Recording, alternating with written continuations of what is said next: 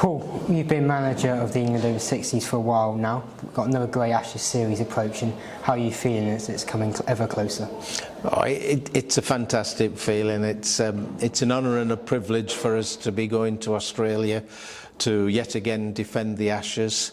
Australia are our closest competition. The hard-fought matches against them.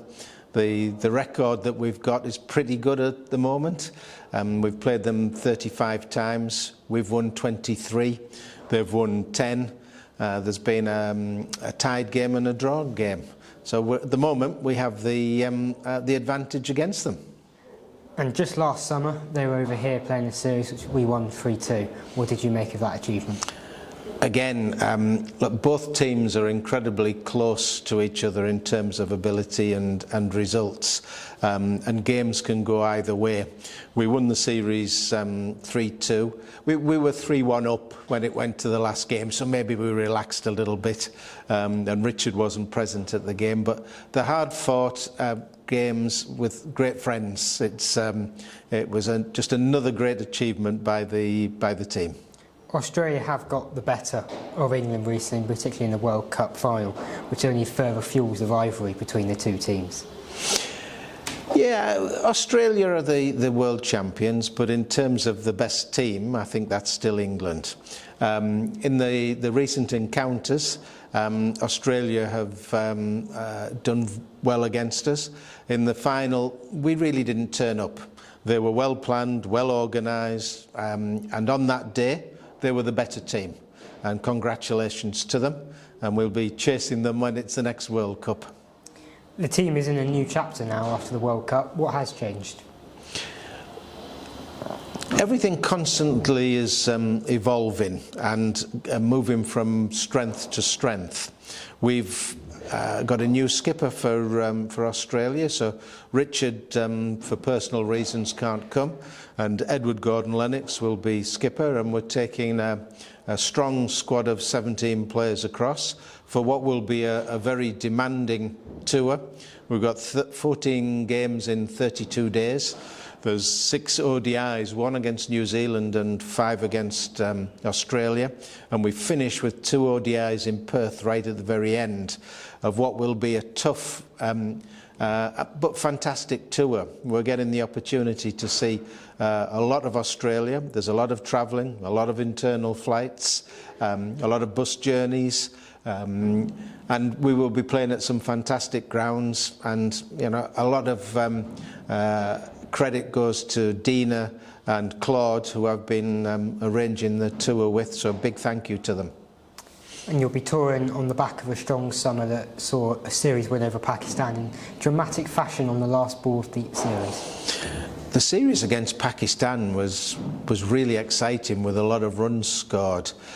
Pakistan have a very good batting lineup, decent bowling lineup, but what lets them down is their fielding. On their day, they could beat anybody, and I would personally put them in the top 3 with England, Australia, and then Pakistan. They've invited us back, so we're looking to go to Pakistan sometime between September and December next year.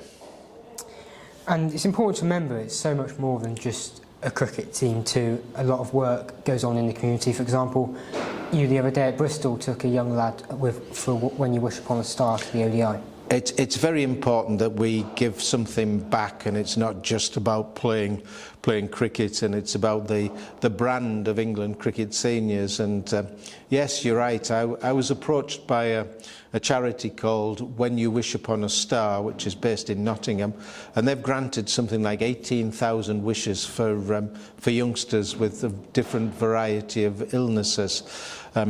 Devon is from Somerset, and he is suffering from acute lymphatic leukemia, and his wish was to watch England versus Australia in the ODI game at Bristol.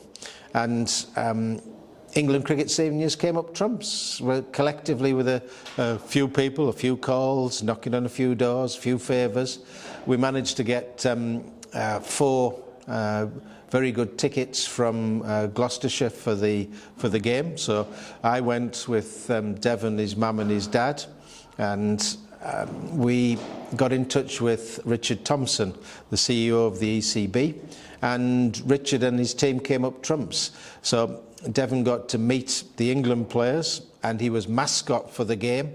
He went out for the toss with Harry Brook, got lots of things signed, and I've got a credit to both teams and to the commentators. Owen Morgan was absolutely fantastic. He brought over Ricky Ponting, and all of the vast majority of the Australian players also met Devon, signed some bits and pieces, and the young lad, who is 13, went home with a massive smile on his face and had a fantastic day, despite the cold weather and an Australian victory. Fantastic stuff. And just finally, you've been providing more opportunities for over 60s players this summer. Creation, proper setup of the England Lions team. What have you made of it all? Yeah, the seniors cricket is constantly evolving, and it's getting bigger and bigger, and we have an awful lot of people who are now knocking on the door to try and get into the England squad and to the England team.